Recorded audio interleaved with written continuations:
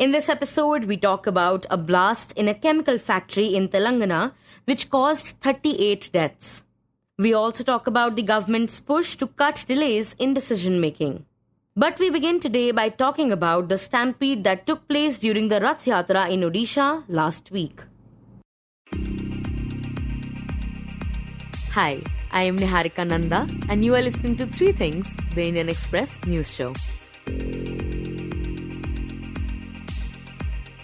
In the early hours of Sunday, 3 people lost their lives and over 50 were injured when a stampede broke out during the annual Rath Yatra in Puri, an event that draws lakhs of devotees from across the country to catch a glimpse of the Hindu deity Lord Jagannath. After similar incidents in Prayagraj, New Delhi and Bengaluru, this was the 4th major stampede in the country this year, once again drawing attention to poor crowd management and the lack of proper enforcement at large public gatherings. Now, while the administration has claimed that adequate arrangements were in place, families of the victims have raised serious concerns about the lack of security personnel and basic facilities at the site. To understand what went wrong and what arrangements were actually made, we are joined by the Indian Express's Sujit Bisoyi. Sujit, the Puri Rath Yatra is considered to be one of the most auspicious events in the state. What kind of arrangements have been made for this year's Rath Yatra? Well, Niharika, Puri Rath Yatra is not just auspicious or special for Orissa, but for the entire Hindu religion, it is very auspicious. And as Puri is one among the 4 dhams according to Hinduism, and as per the Rath Yatra tradition, it is believed that the Lord himself comes out of his sanctum sanctorum to meet with his devotees. So that is why it is very, very special, and a large number of people, not just from Orissa, from across the country, mostly from West Bengal, come to Puri. Even some foreign devotees also come to Puri to have a glimpse of the Lords during the Rath Yatra. If we talk about the preparation of this year, the state government, the new BJP government has pulled out all stops to make the Rath Yatra a grand success, and the Chief Minister during a preparation meeting on June 22 has categorically asked the state administration to make the Rath Yatra incident-free.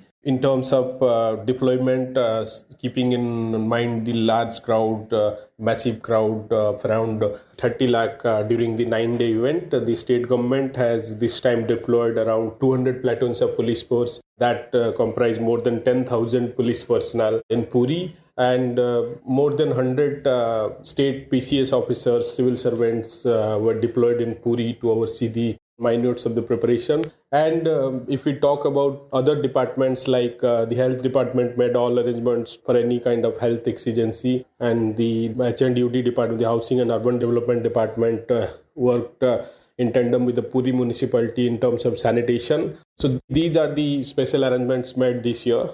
And why does this year's Rath Yatra particularly hold more significance than usual?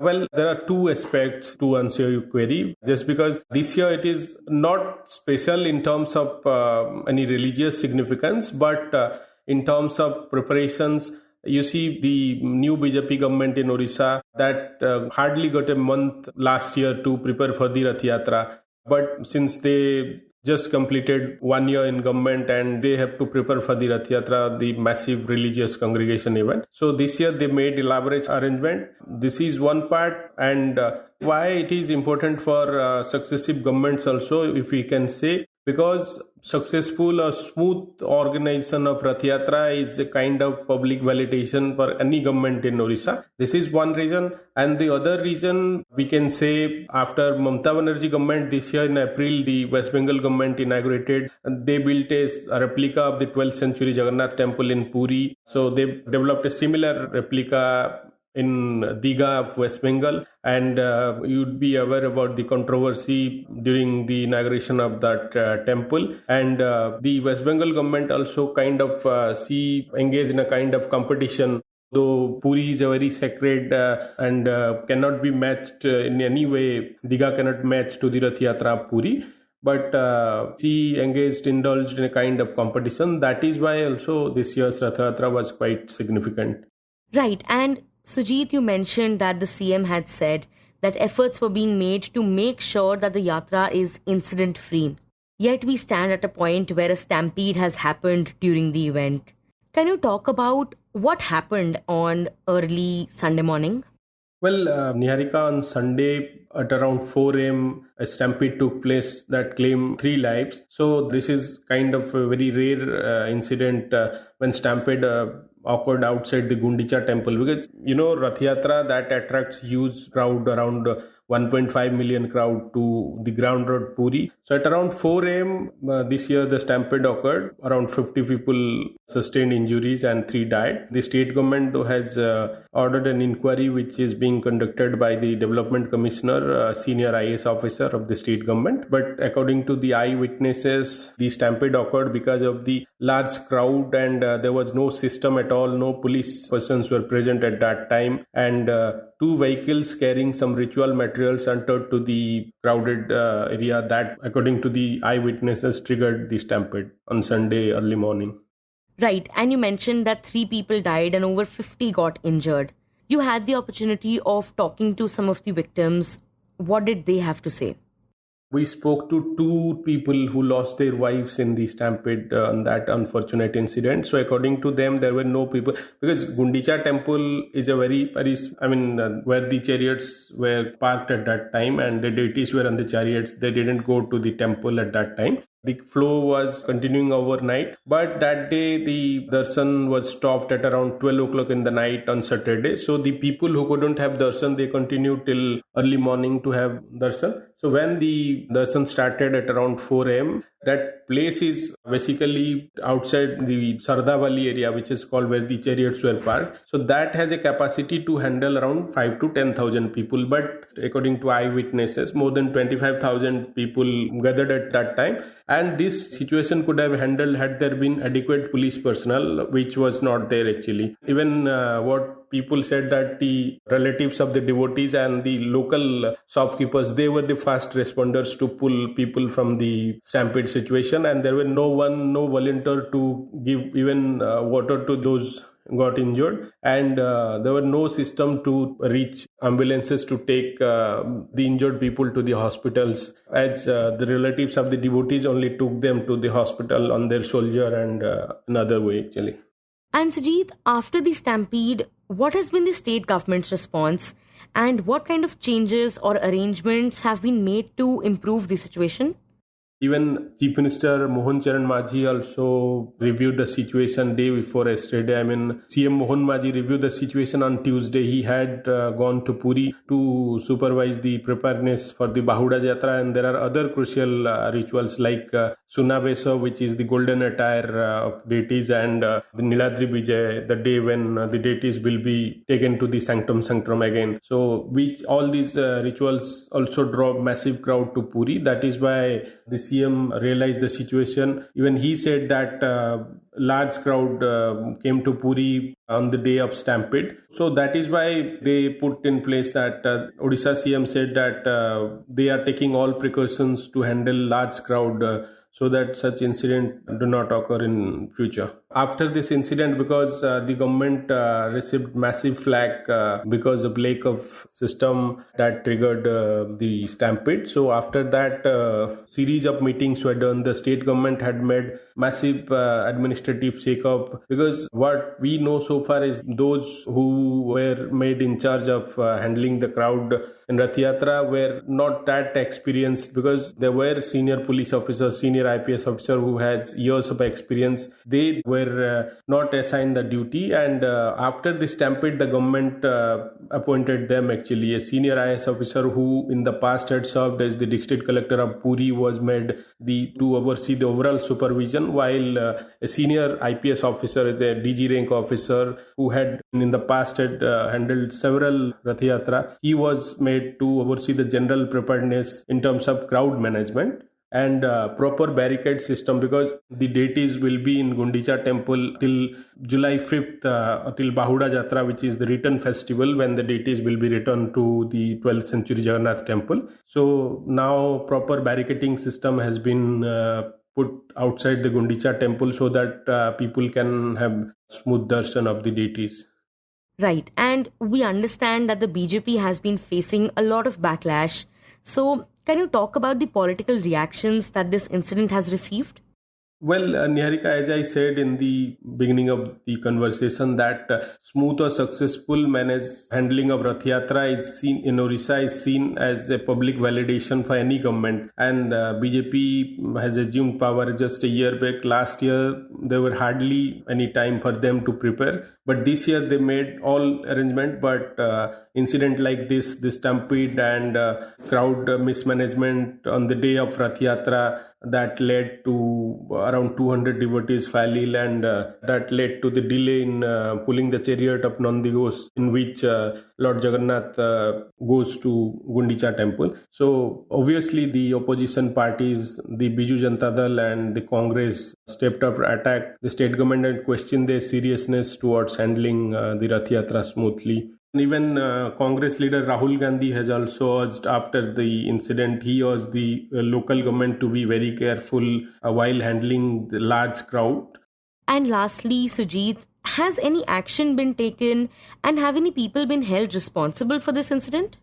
Yes, Niharika, a probe has already been ordered, as I said, headed by a senior IS officer, and that is being going on. So before the probe, the state government, as an immediate measure, they transferred the superintendent of police Puri and the district collector of Puri. New collector, new SP were transferred. Two senior police officers who were assigned duty to oversee the crowd management on the day the stampede occurred, they were suspended for dereliction of duty. And as I said, some administrative changes were made, like a senior DG rank police officer has been assigned to oversee the general police arrangement, and a senior IS officer who has the prior experience of handling Rath Yatra during his posting as Puri collector was assigned to oversee the general preparedness of Rath Yatra. And next, we turn to Telangana, where a blast at a chemical factory is believed to have been caused by the rarest of the rare case of overheating. On Monday, this chemical factory, operated by the Sigachi Industries in the Sangareddy district, witnessed one of the deadliest explosions in recent years. As of Wednesday evening, the death toll had risen to 38 after search teams recovered 2 more bodies from the rubble. Dozens remain injured and search operations are still underway for those missing. Now the facility is 35 years old and manufactures microcrystalline cellulose or MCC, a fine powder used in pharmaceutical capsules. According to the preliminary findings shared with the Indian Express, officials suspect that the blast originated in a spray dryer used to process the MCC powder. To know more about this extremely rare incident and what lies ahead in the investigation, my colleague Ichha Sharma speaks to the Indian Express's Nikhila Henry. Nikhila, for those who may not know, could you give us a brief understanding of this industrial belt where the factory is located? Yeah, so the industrial belt is in Sangareddy district, and the exact location of the blast took place is called Pashamailaram.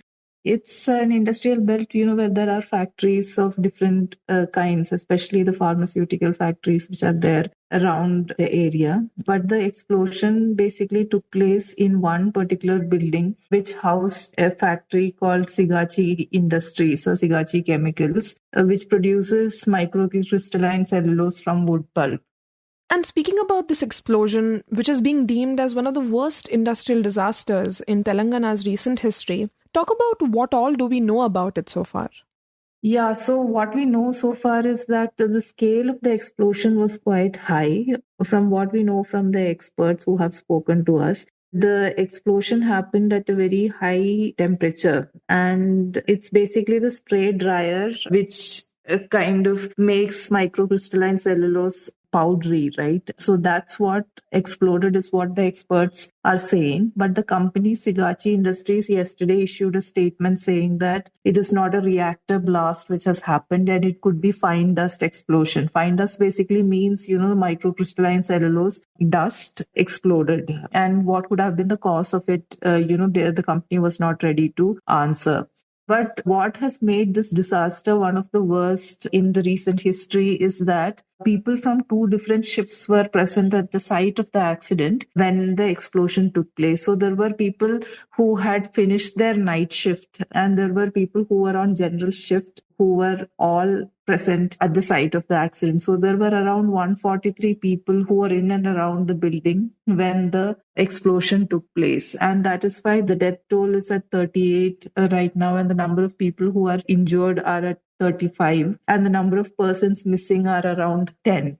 And Nikhila, could you tell us why are experts describing this as a rarest of a rare case of overheating? And what do they mean by that? So some of the experts who spoke to us said that it is the rarest of rare case of such an explosion happening in such an industry, because what happens is that in the manufacturing of microcrystalline cellulose from wood pulp, there will be some sort of a slurry material, which has to be blown dry and made into a powdered form, is what the experts were saying. So the preset temperature for that is 200 degrees Celsius. Whereas the explosion could have happened only at 399 or more degrees Celsius. So that means that the temperature within the facility, the unit, rose to an alarming height without it either being noticed or without it being controlled. So what could have caused that? The investigation team is still probing.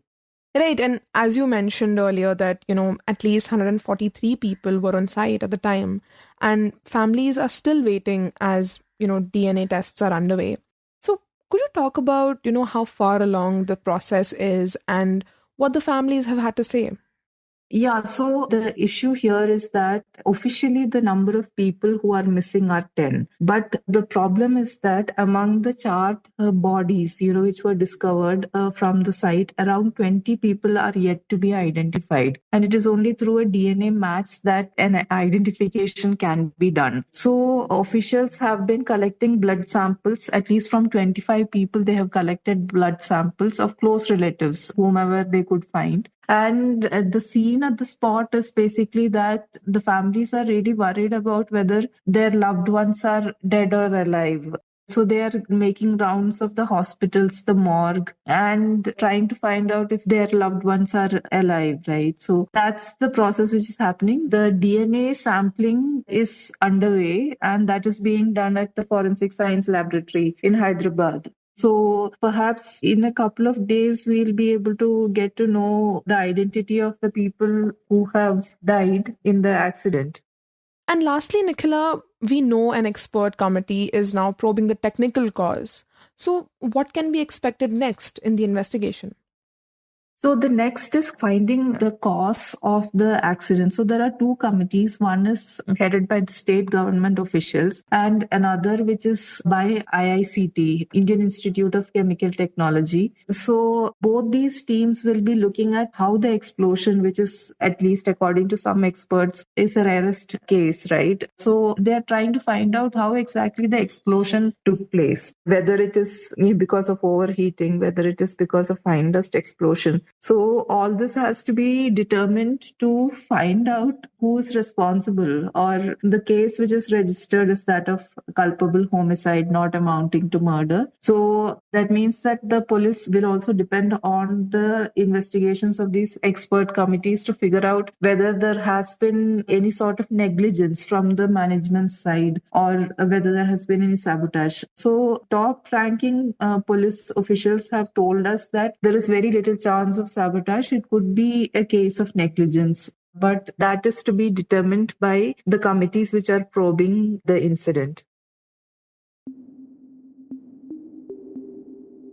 And in the end, we talk about the government's push to cut delays in decision making.